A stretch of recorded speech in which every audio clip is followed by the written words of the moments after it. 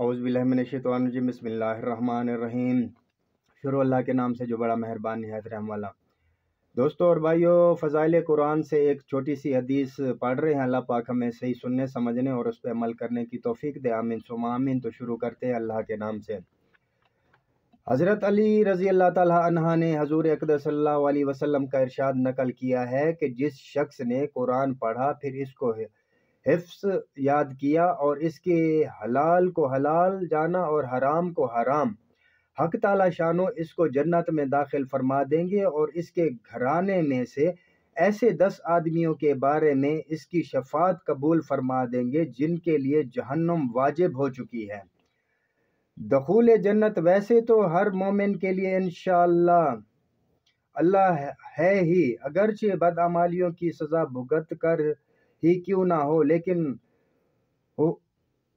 हुफ़ाज़ के लिए ये फजीलत है इब्तिदाए दखूल के एतबार से है कि वो 10 शख्स जिनके बारे में शफात कबूल फरमाई गई है वो कसाक व फज्जार हैं जो मुर्तकिब कबायर के हैं, इसलिए कि कुफ़ार के बारे में तो शफात है ही नहीं।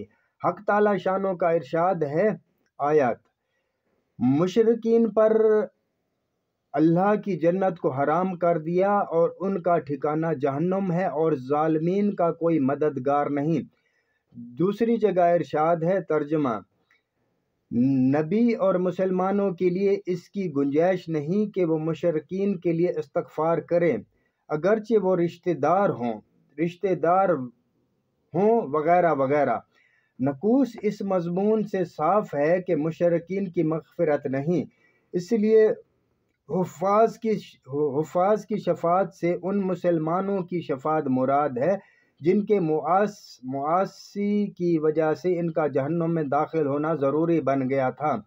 जो लोग जहन्नुम से महफूज रहना चाहते हैं, इनके लिए ज़रूरी है कि अगर वो हाफिज़ नहीं और ख़ुद हिफ्ज़ नहीं कर सकते तो कम अज़ कम अपने किसी करीबी रिश्तेदार ही को हाफिज़ बना दें कि इसके तोफ़ैल ये भी अपनी बदअमालियों की सज़ा से महफूज रह सकें।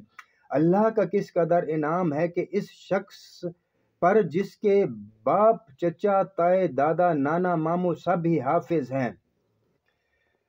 तो ये था जी जो है ना फ़ज़ाइल कुरान से मुख्तसर सा जो है ना हदीस।